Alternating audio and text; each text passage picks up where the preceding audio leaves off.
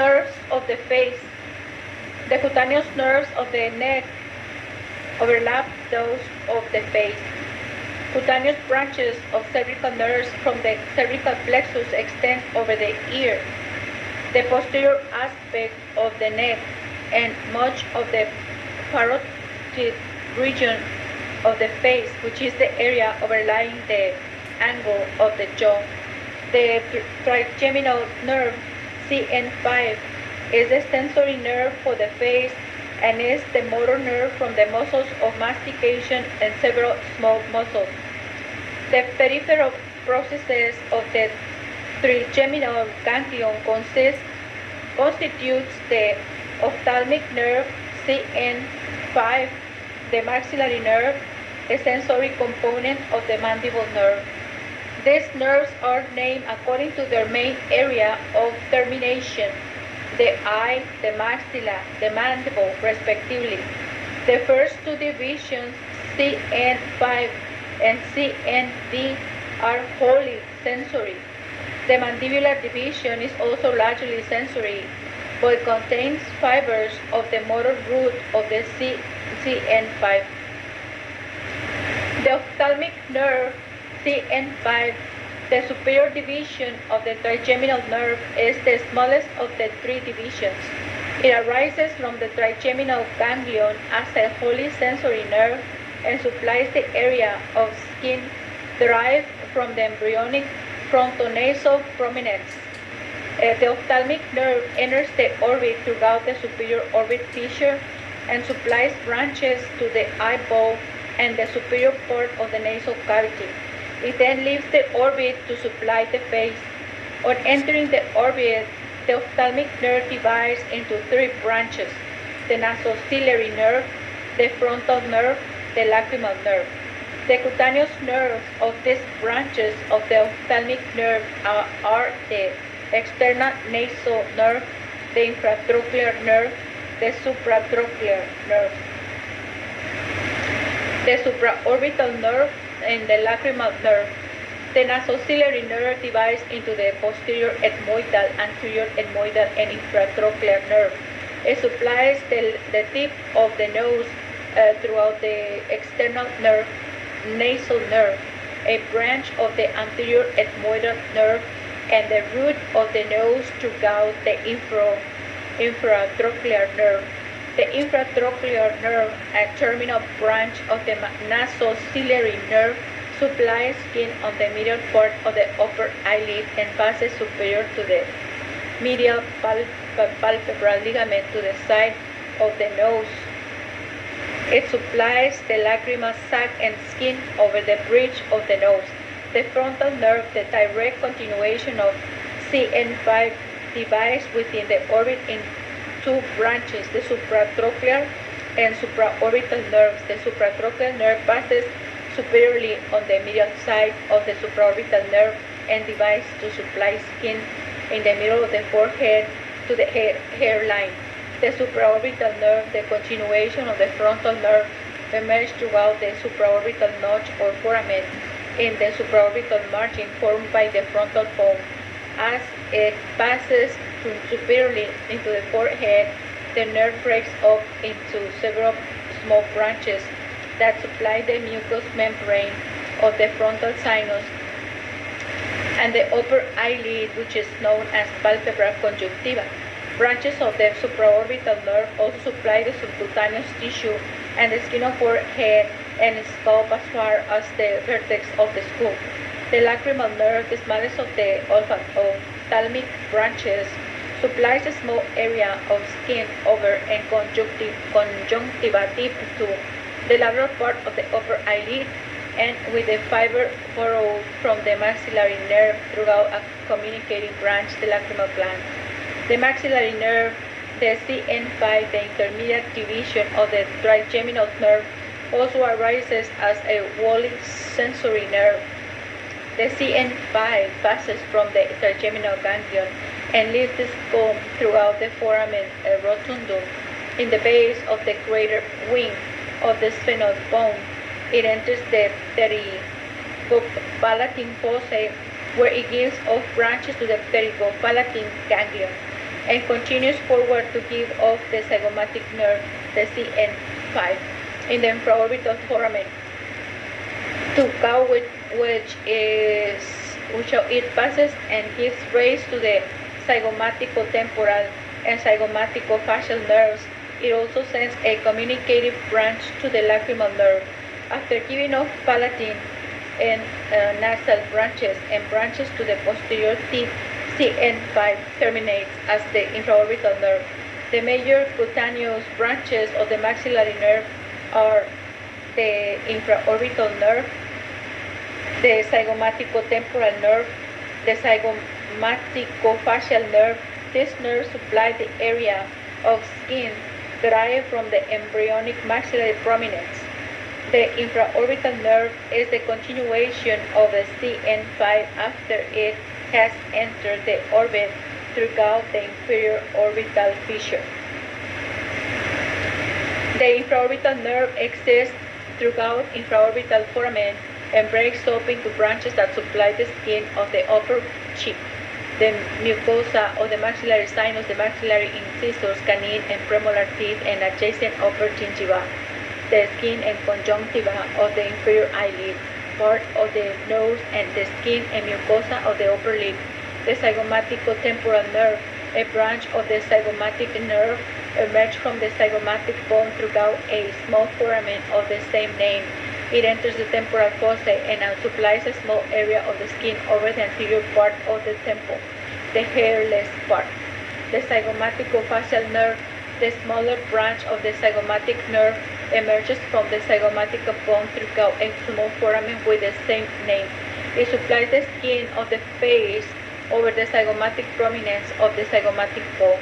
The mandibular nerve, the CN5, the inferior and largest division of the trigeminal nerve, is formed by the union of sensory fibers from the sensory ganglion and the motor root of the trigeminal nerve in the forearm ova, throughout which the mandible nerve emerges from the skull. The CN5 has three sensory branches that supply the area of the skin derived from the embryonic mandibular prominence. It also supplies motor fibers to the muscles of mastication. The CN5 is the only division of CN5 that carries motor fibers. The major cutaneous branches of the CN5 are the auriculotemporal nerve, the buccal nerve, and the mental nerve. These sensory nerves are distributed to the auricle, external acoustic meatus, tympanic membrane, temporal region, cheek, and skin overlying the mandible except at its angles.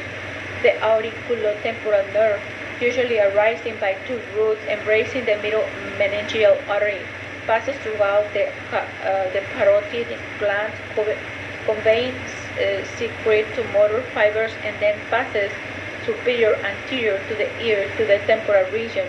As its name suggests, it supplies part of the auricle, external acoustic meatus, external surface of the tympanic membrane, and skin superior to the auricle. The buccal nerve, a relatively small sensory branch of CN5, emerges from the tip to the ramus of the mandible and runs anterior to the buccinator muscle, piercing but not supplying this muscle.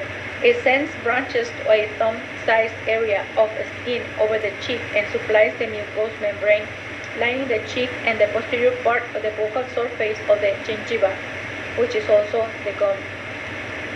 The mental nerve, a large cutaneous branch of the inferior alveolar nerve, one of the major branches of CN5, arises in the mandibular canal and emerges from the mental foramen in the mandible. It divides into three branches that radiate away from the mental foramen. One descends to the skin of the chin. The other two supply the skin and mucous membrane of the lower lip and the inferior labial gingiva. The motor nerves of the face.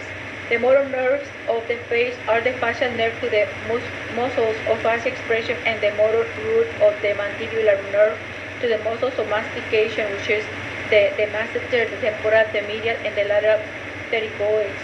These nerves also supply some more deeply placed muscles described later in relation to the mouth, middle ear, and neck. The facial nerve, which is the facial nerve, and has motor and sensory roots.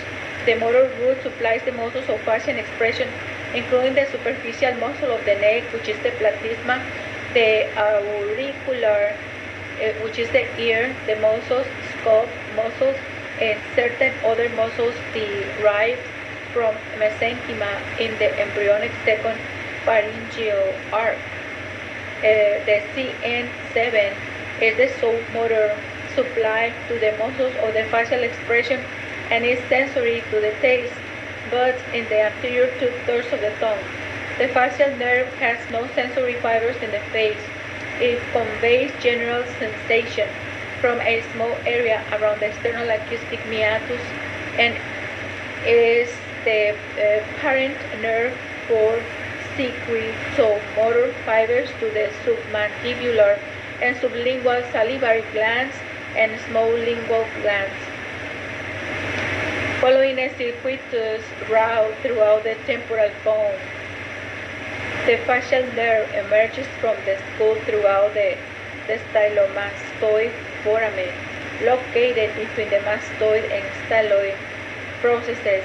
It immediately gives off the posterior auricular nerve that passes posterior to the ear to supply the auricularis posterior and occipital belly of the occipitofrontalis muscle. The main trunk of the facial nerve runs anteriorly and is engulfed by the parotid gland, in which it forms the parotid plexus, which gives a raise to the 5 terminal branches of the facial nerve, which is the temporal, the zygomatic, and the focal. The marginal mandibular, the cervical.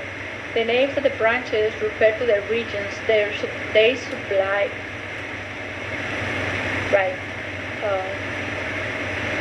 The temporal branches refer to the regions they supply.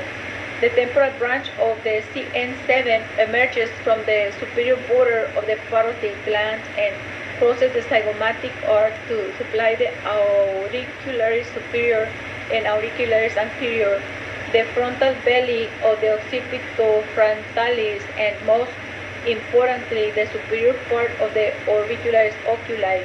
The zygomatic branch of CN7 passes via 2 or 3 branches superior and mainly inferior to the eye to supply the inferior part of the orbicularis oculi and other facial muscles inferior to the orbit.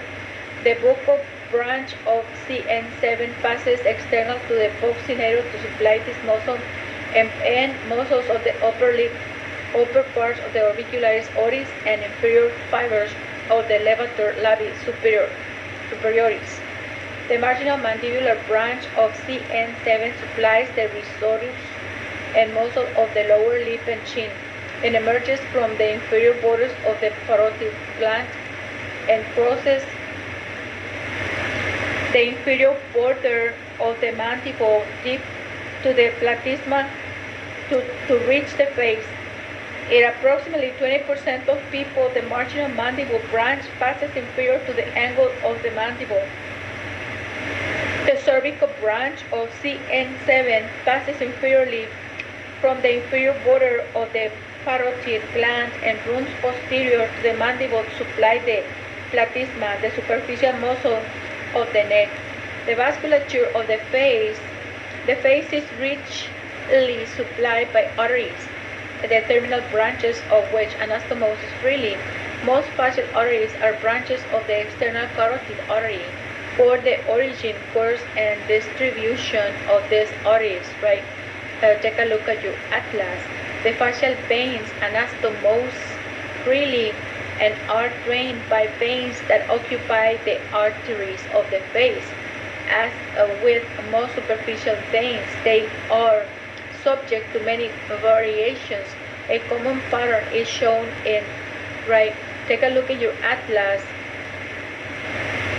The venous return from the face is essentially superficial.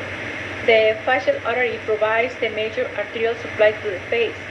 It arises from the external carotid artery and winds its way to the inferior border of the mandible, just anterior to the masseter. The artery lies superficially here, immediately deep to the platysma. The facial artery crosses the mandible, buccinator, and maxilla, and it courses over the face to the medial angle, the gangsters of the eye, where the upper and lower eyelid meets. The facial artery lies deep to the zygomaticus major and levator labii superioris muscle. Near the termination of its sinus course throughout the face. The facial artery passes approximately a finger breadth lateral to the angle of the mouth. It sends branches to the upper and lower lip. The superior and inferior labial arteries ascend along the side of the nose and joins the dorsal nasal branch of the ophthalmic area. Distal to its superior branch, the terminal of the facial artery is called the angular artery. The superficial temporal artery. The superficial temporal artery is the smaller terminal branch of the external carotid artery. The other branch is the maxillary artery. The superficial temporal artery emerges on the face between the TM and the ear, enters the temporal fossa, and ends in the scalp by dividing into frontal and parietal branches. Transverse facial artery. The transverse facial artery arises from the superficial temporal artery within the parotid gland and crosses the face superficial to the masseter, approximately a finger's breadth inferior to the zygomatic arc. It divides into numerous branches that supply the parotid gland and duct the masseter and the skin of the face. It anastomosis with branches of the facial artery. The supratrochlear vein. The supratrochlear vein begins in the forearm from a network of veins connected to the frontal tributaries of the superficial temporal vein. The supratrochlear vein descends near the median plane, communicating with its fellow on the other side, and passes to the nose.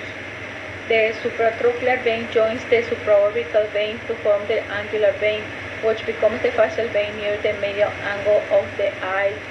The supraorbital vein begins in the forehead, where it connects with the tributaries of the supratrochlear and the superficial and middle temporal veins. The supraorbital vein passes medially superior to the orbit and joins the supratrochlear vein to form the angular vein near the medial angle of the eye. The branch of the supraorbital vein passes throughout the supraorbital notch or foramen and communicates with the superior ophthalmic vein. Let us stop right here and let us take a break. Let us take a break and we'll be back. Right, take a break of 10 minutes and we'll be back after 10 minutes. Right.